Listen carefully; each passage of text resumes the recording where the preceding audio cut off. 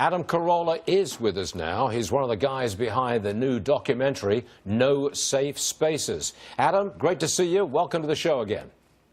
Thanks for having me back. You've raised $300,000 for the movie. I'm told that if you get together $500,000, you've got an investor who will match the whole lot. Is that accurate?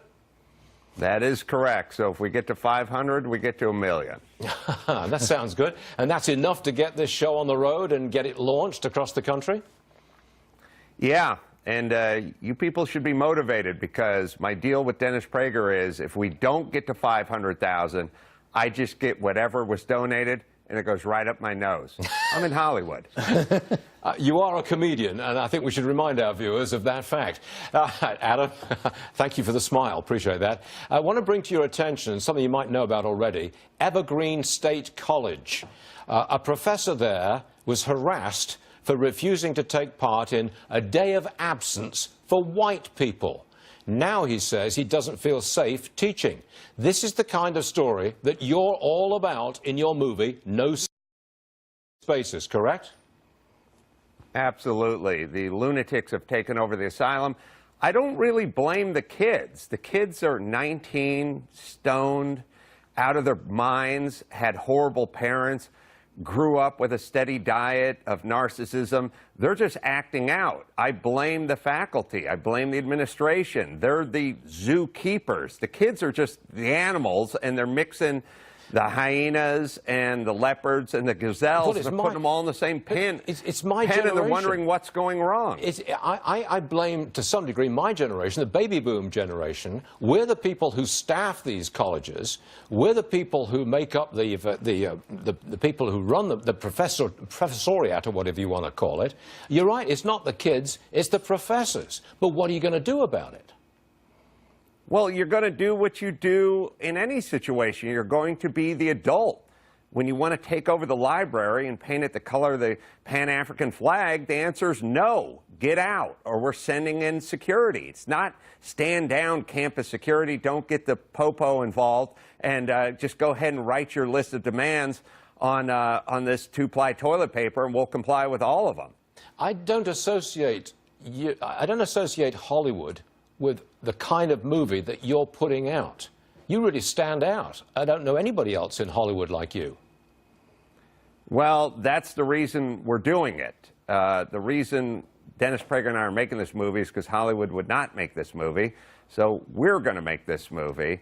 And, you know, there's a lot of folks, I think, who agree with me in Hollywood, but they don't want to get blacklisted. And you rely on other people giving you jobs in this business. It's not really like the aerospace industry, where you're a very skilled TIG welder and you can get a job at SpaceX. You have to get jobs from other people, and in Hollywood, you may not get a job if you take these kind of stances. President Trump, he's in Wisconsin this afternoon. He's pushing apprenticeship programs. One of the things he's going to say is college is not for everyone. What say you on that?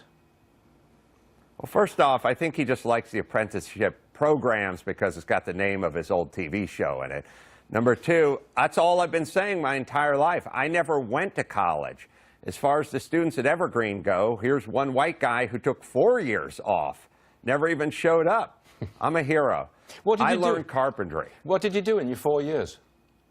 I didn't do 4 years. I did 12 years of swinging a hammer. I learned to be a carpenter. Now I'm a journeyman carpenter before I got into comedy. So I tell people all the time, whenever I have Mike Rowe on my show, we go, yeah, it's not for everybody. And you don't want everyone going to college. We need businesses and bridges and infrastructure. We need mechanics. We don't need everyone going to college. And by the way, you see what's happening to these people at college. Wait a second. I detect an element of snobbery here. It reminds me of living in England in a class-based society.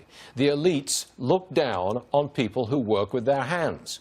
I think a similar cultural pattern has emerged in America. The elites look down on blue-collar labor. You're not supposed to make your living with your brain. You're not supposed to make your living with your hands. You're supposed to make your living with your brain. Do you detect that here?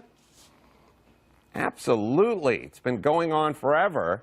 And look, when I left high school, I didn't take the SATs. I never even took an algebra class. Clearly, me and all my buddies from the football team weren't going to college, so we had to go clean carpets or pick up garbage on a construction site.